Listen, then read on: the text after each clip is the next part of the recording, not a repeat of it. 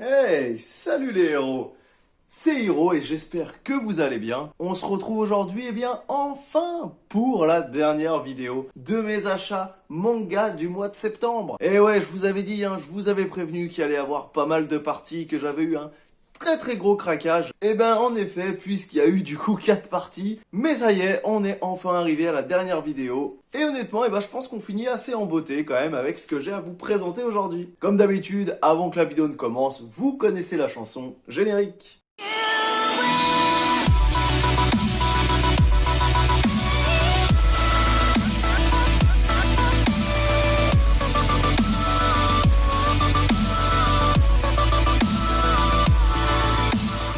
Allez, on commence du coup avec le premier manga, le premier tome de cette sélection. Et on va parler du coup de Alpi the Soul Senders. Très honnêtement, le truc qui m'a tout de suite attiré sur ce manga, comme vous vous en doutez, c'est la couverture. C'est cette magnifique couverture. Comme d'habitude, je vous la mettrai en surimpression sur le côté. Mais très clairement, là, quand j'ai vu ça, j'ai craqué tout de suite. C'est vraiment une des plus belles couves, une des plus belle première de couverture que j'ai vu sur un manga, très clairement. Alpi the Soul Sender, c'est un manga relativement intéressant, je l'ai déjà lu. C'est pas quelque chose pour l'instant de vraiment transcendant, j'ai pas non plus pris un kiff de malade, mais ça pose assez bien les bases pour un premier tome. Donc on suit cette petite fille dans un monde en fait où il y a des espèces de divinités animales qui protègent, qui on va dire font en sorte que, il y ait des bonnes récoltes, etc. Donc vraiment des bêtes mythologiques très utiles pour, le bon fonctionnement de la Terre. Et en fait, quand ils meurent, malheureusement, ces animaux-là, ces divinités, vont laisser autour d'elles une espèce de miasme, une espèce de toxine qui, petit à petit, en fait, va tout simplement faire mourir tout ce qui se trouve autour. Donc voilà, c'est assez contradictoire, assez en parallèle comme ça, c'est assez intéressant. Puisque du coup, de leur vivant, ils servent comme ça à protéger, à faire en sorte qu'il y ait des belles récoltes.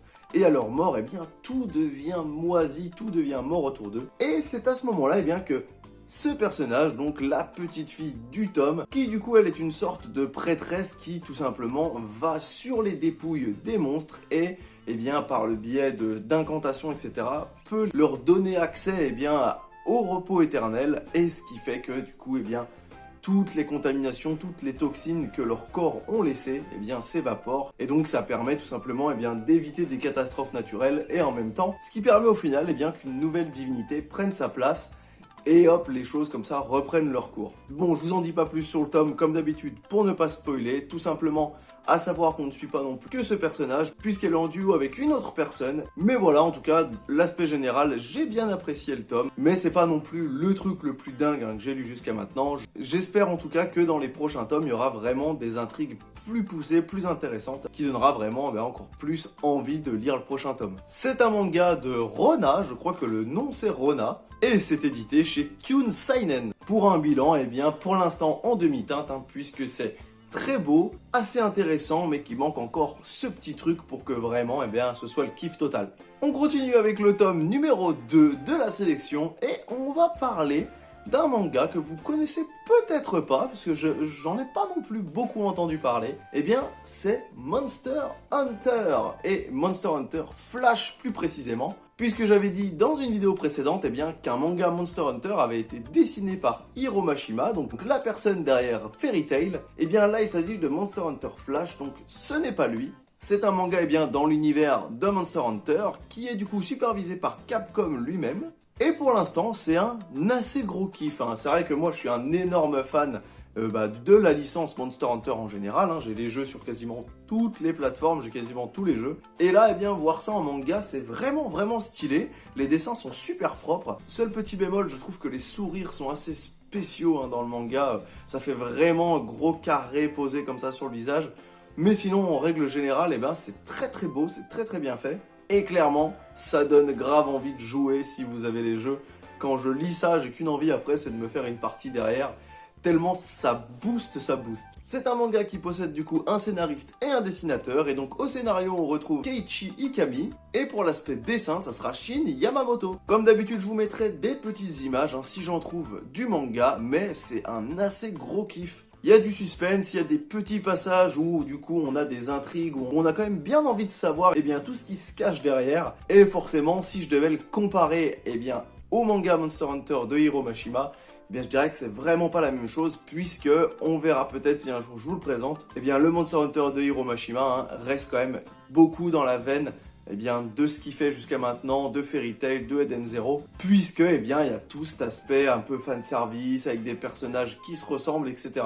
Mais voilà, un manga assez intéressant. Je crois pas qu'il y ait beaucoup de tomes qui sont sortis. Je crois que d'ailleurs c'est déjà terminé.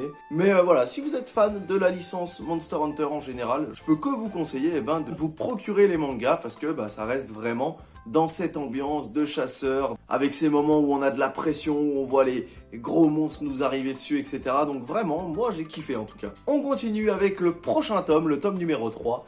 Et il s'agit d'un manga qui du coup finalement est assez répandu, je pensais pas. J'étais tombé dessus, ça m'avait intrigué et en fait je pensais pas que c'était aussi connu. On va parler de So I'm Spider, So What, un titre assez long avec du coup une histoire complètement barré puisque du coup on y suit une femme qui va se réveiller dans un espèce de MMORPG, donc c'est un isekai, mais elle va pas se réveiller en étant un elfe, un orc, un guerrier, mais une araignée, une petite araignée comme ça, rose, et du coup on va suivre l'histoire du coup d'une araignée qui va devoir qui va devoir farmer pour monter des levels et débloquer des compétences, donc c'est assez marrant à lire parce que ça change complètement de tout ce qu'on a pu lire jusqu'à maintenant. Forcément, c'est pas non plus le truc le plus dingue que j'ai lu jusqu'à maintenant, mais c'est assez intéressant et j'aime bien moi un peu ces petits trucs où il y a de l'innovation, où ça change et que c'est original, mais sans être forcément trop. Vous vous en doutez, vu que ça parle du coup d'une araignée,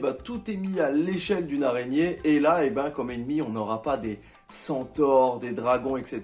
Du moins, pas pour le moment. Mais on aura plutôt des grenouilles, des lézards, etc.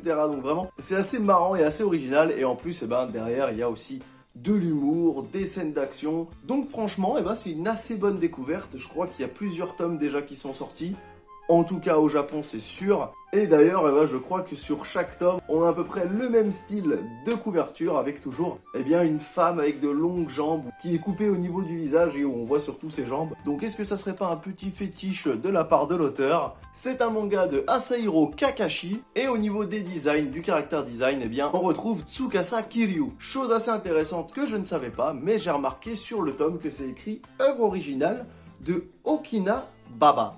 Donc, je sais pas du tout quelle est l'œuvre originale de base. Je pensais que c'était sorti tel quel. Donc, est-ce que c'est une sorte de visual novel? Est-ce que c'est un webtoon? J'en sais rien du tout. Mais, écoutez, il faudrait que je me renseigne là-dessus. J'avais pas du tout fait gaffe à ça. C'est édité chez Pika Édition. Et en attendant, si vous voulez un peu des lectures qui changent de ce que vous avez l'habitude de lire, je peux que vous conseiller ce manga. Allez, on continue avec les petits mangas un peu spé. C'est vrai que j'ai eu des petits achats spé un peu ce mois-ci. D'habitude, comme je l'ai dit, j'ai l'habitude d'acheter vraiment, on va dire, des mangas assez classiques.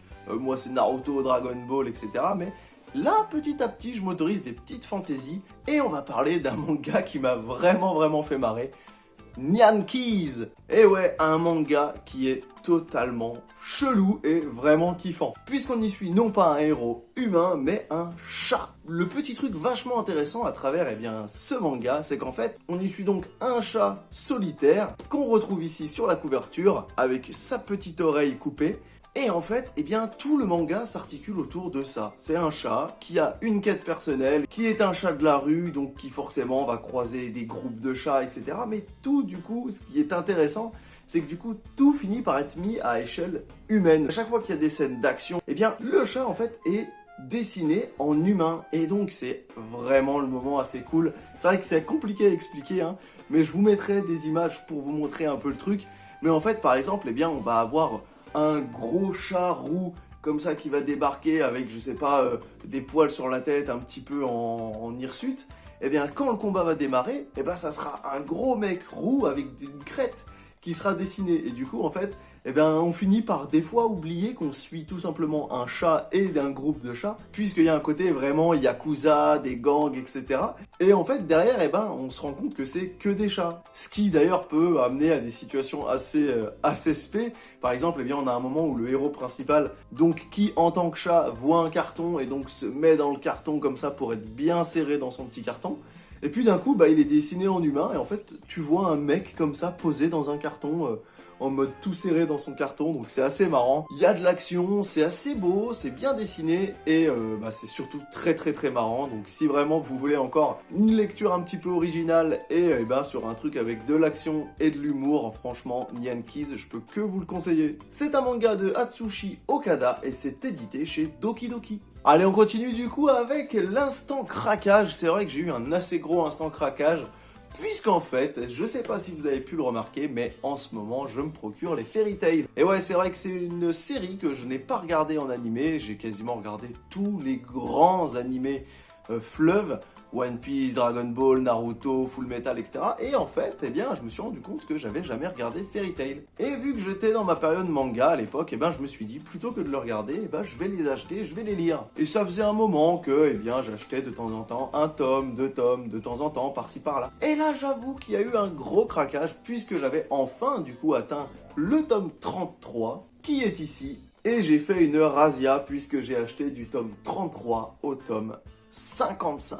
Et ouais les gars, là j'en ai acheté pas mal, mais en fait, eh bien pour la petite histoire, c'est que comme d'habitude, là où je vais acheter mes mangas, eh ben il y avait des mangas d'occasion, et il y avait une quinzaine, une vingtaine de Fairy Tail en occasion, donc là j'ai craqué, je pouvais pas passer à côté de ça, surtout qu'ils sont en super bon état, c'est pas des occasions toutes déchirées, non les mangas sont hyper clean, donc voilà j'ai craqué, surtout que là où je vais, eh bien dès qu'on achète 3 mangas d'occasion, le 4e est offert. Donc au final, eh ben, vu que j'ai pris tous les Fairy Tail dans le lot, j'ai dû en avoir 3-4 d'offerts. Donc franchement, voilà, j'étais obligé de craquer. Fairy Tail, je pense que j'ai pas trop besoin de vous le présenter. Hein. Héros principal, Natsu, un expert dans la maîtrise des flammes qui fait partie de la guilde de Fairy Tail. Et on suit ses aventures avec le petit chat bleu Happy, dont je vous avais parlé, qui se retrouve dans à peu près toutes les œuvres de Hiro Mashima. Un manga de 63 tomes, je crois, donc je suis maintenant à 8 tomes de la fin, mais j'en suis pas encore là hein, dans mes lectures. Et franchement, je sais que beaucoup de gens critiquent, que beaucoup de gens détestent ça, mais moi,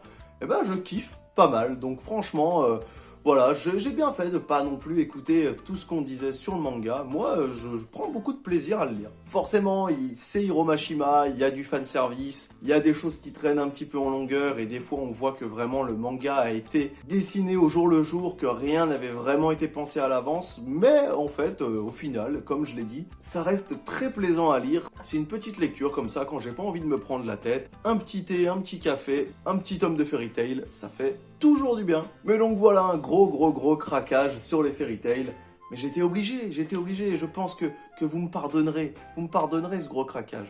Forcément, eh bien, au dessin et au scénario, on a Hiro Mashima, et c'est édité chez Pika Édition. Allez, ça y est, c'est enfin le moment, le dernier tome de ma sélection des mangas du mois de septembre.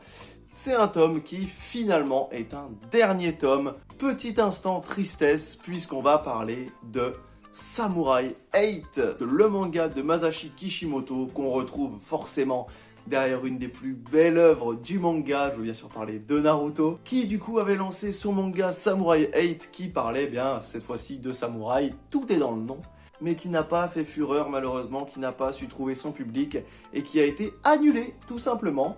Et donc, c'était un manga qui avait sûrement prévu une bonne trentaine de tomes, je pense, et qui malheureusement se termine en 5 tomes. Alors c'est un manga qui du coup fait une fin qui n'était sûrement pas prévue, une fin ouverte. Bon, c'est pas le meilleur tome sur les 5, puisque forcément, eh bien, au bout d'un moment, il a fallu couper court et puis mettre fin à l'histoire. Donc voilà, il y a eu des gros raccourcis, beaucoup de choses qui ont été faites. Mais bon, bah voilà, ça fait une nouvelle collection de terminée. C'est assez triste parce que bah moi j'aimais bien, c'était pas le meilleur truc hein, que je lisais, mais j'avais du plaisir à y lire malgré tout. Le héros principal que je trouvais quand même assez stylé, j'ai bien aimé son histoire, donc voilà. C'est vraiment dommage, j'ai l'impression qu'il y a beaucoup comme ça de mangas qui visiblement n'arrivent pas hein, à garder la tête hors de l'eau. Samurai 8, et j'en parlais du coup dans une vidéo, et ça a été confirmé par un abonné d'ailleurs, merci beaucoup.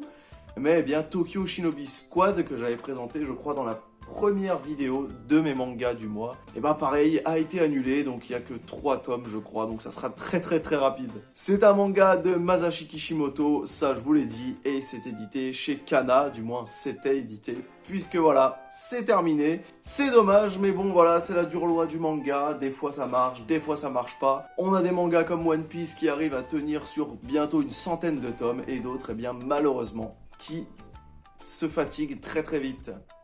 Et bah ça y est les amis, ça y est les héros, c'est terminé. Je vous ai présenté tous mes achats manga du mois de septembre, mais si vous kiffez ces vidéos achats manga, bah vous inquiétez pas, il y en aura une forcément le mois prochain en novembre pour mes achats manga du mois d'octobre.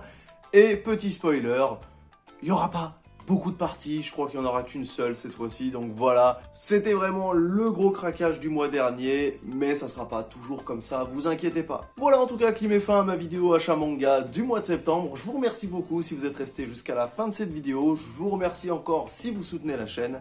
N'hésitez pas à mettre le petit pouce vers le haut, l'abonnement, le commentaire si vous avez des choses à me dire, à commenter et à me dire, vous, et comme d'habitude, quels ont été vos achats manga. Nous on se retrouve très rapidement pour une prochaine vidéo, et c'était Hiro pour vous servir.